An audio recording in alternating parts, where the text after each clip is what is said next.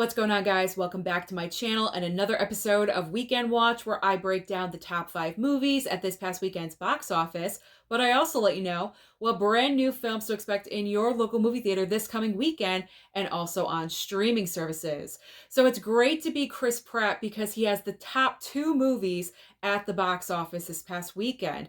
Guardians of the Galaxy Volume 3 in its opening weekend kicked out Super Mario Bros. From the #1 spot, bringing in $114 million. Now, that is a little bit less than what the industry had predicted, considering that Guardians 2 had brought in that opening weekend about $140 million. So, why the difference here? It's very easy to write it off as just plain superhero movie fatigue. However, with this film, Guardians 3 is a good movie. I went and saw it this past Friday, and I have not felt emotions from an MCU film like that since Avengers Endgame.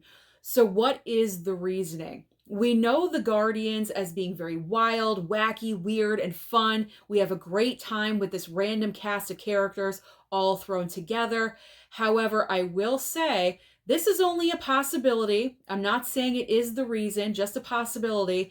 James Gunn took a lot of courage going in a darker direction for Volume 3. And so, because of that, that may possibly have had an effect with box office totals. And what I mean by this is that the storyline in Volume 3, and I'm not spoiling anything, no spoilers here, but just pointing out that in the advertising, and you can kind of tell with Guardians 3, it's a much darker story. It's much more serious. We are exploring Rocket's past and his history, and it's not that great. It is a very serious, sensitive topic, especially with animals.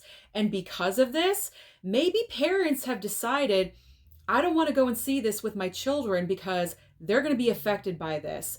I am 42 years old. I went and saw this movie on Friday, and I cried 3 times during this film.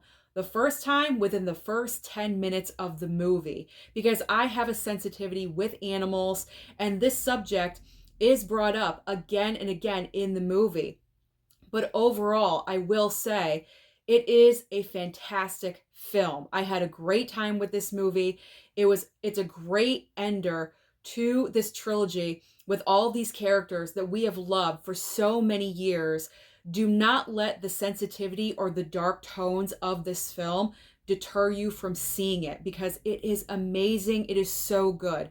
And when I say I haven't felt feelings like that since Avengers Endgame, I am serious.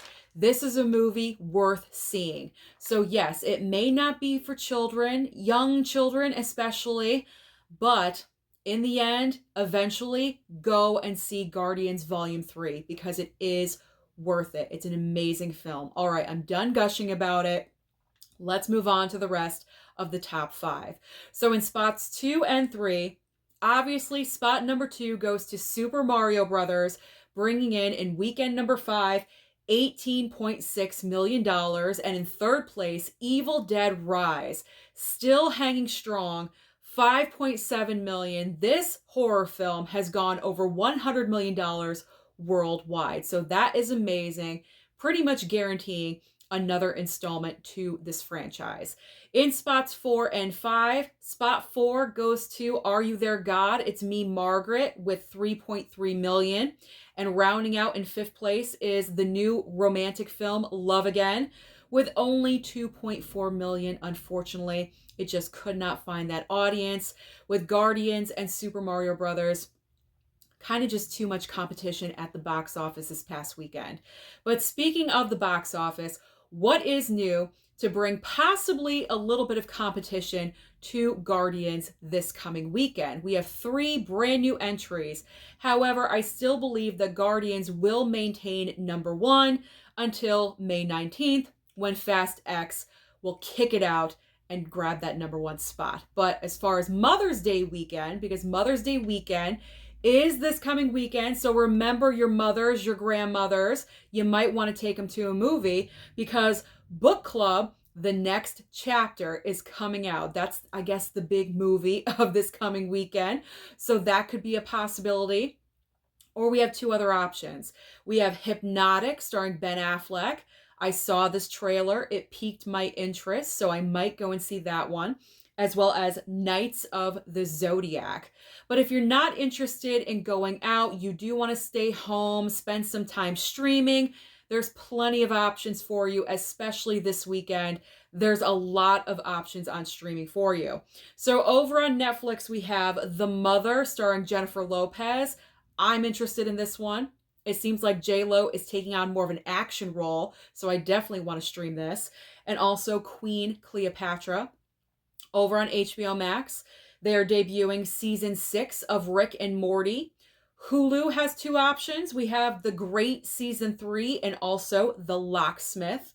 Amazon Prime, we are getting Air, the newest film from Ben Affleck that was just in theaters not too long ago, already going to be streaming on Amazon Prime on Friday. And then Till is making its debut on the streaming service as well. Disney Plus has The Muppets Mayhem. Paramount Plus has RuPaul's Drag Race All-Star Season 8. Wow, I didn't even know you had that many drag queens to have a season 8, but that's fantastic. Over on Peacock, we have Intelligence, a Special Agent Special, I guess starring David Schwimmer. That's pretty interesting. And if you need to catch up with the Fast and Furious before Fast X, Fast 9 is debuting on Peacock this weekend, so you can watch that before Fast X. And then finally, over on Apple TV Plus, we have City on Fire and still a Michael J. Fox movie. So that is everything happening at the box office and also on streaming. So comment down below and let me know. Did you go and see Guardians 3 this weekend? And what was your opinion of it? Was it too dark or was it just right? Don't forget to like and subscribe before you leave, and I'll see you next time.